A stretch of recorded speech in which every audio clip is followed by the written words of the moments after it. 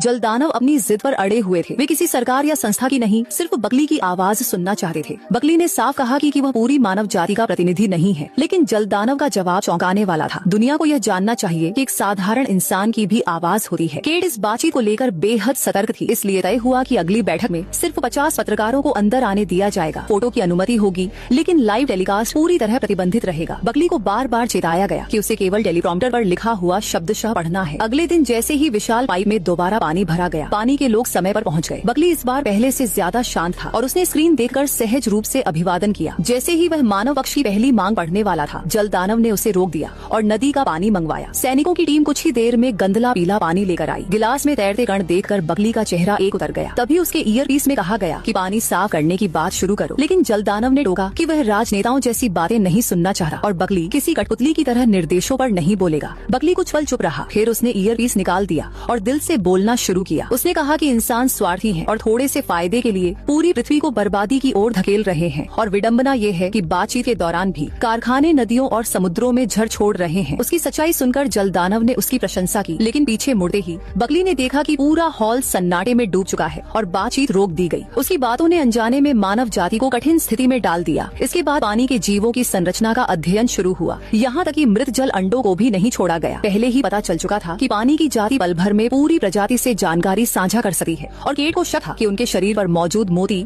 इसमें अहम भूमिका निभाते हैं। रहस्य बहुत है, लेकिन बातचीत जारी रहनी जरूरी थी। मानव पक्ष ने पहल की और बकली ने 2065 तक प्रदूषण 50% घटाने का वादा किया। जलदानव को यह बहुत धीमा लगा, क्योंकि उसके कई साथी रोज मर रहे थे। बकली ने संसाधनों की मजबूरी समझाई। तभी जलदानव ने सवाल किया कि क्या मानव नेताओं में सच में सुधार की इच्छा है। अचानक जलदानव ऊपर देखने लगा और पूरे शहर की रोशनी बुझ गई। लोगों को तूफान का डर हुआ, लेकिन बारिश नहीं हुई, बल्कि आसमान से प्लास्टिक, बोतलें, जाल और समुद्री कचरा बरसने लगा। शहर में भगदड़ मच गई। कुछ ही समय में सड़कें कूड़े से भर गईं, और सबसे चौंकाने वाली बात यह थी कि 1 सदी से समुद्र में डूबा टाइटैनिक न्यूयॉर्क के बीचों बीच दिखाई देने लगा। दुनिया के बड़े शहर ठप हो गए और नेताओं ने इसे मानव इतिहास का सबसे बड़ा संकट बताया। बाद में बातचीत दोबारा शुरू हुई। बकली ने सरकारी लहजे में शांति की अपील की, लेकिन जलदानव ने कहा कि यह सब इंसानों का फेंका हुआ कचरा है। केट के आदेश पर बकली ने युद्ध विराम की बात की। जलदानव ने 3 शर्तें रखी। पहली, समुद्र और नदियों में प्रदूषण तुरंत बंद हो। दूसरी, मानव और पानी की जाति की सीमाएं तय हो। इंसानों को लगा समुद्र बहुत बड़ा है, लेकिन जलदानव ने कहा कि पूरा समुद्र और सभी नदियां पानी की जाति की होंगी, और इंसानों को न समुद्र में जाने दिया जाएगा, न उसके ऊपर उड़ने दिया जाएगा।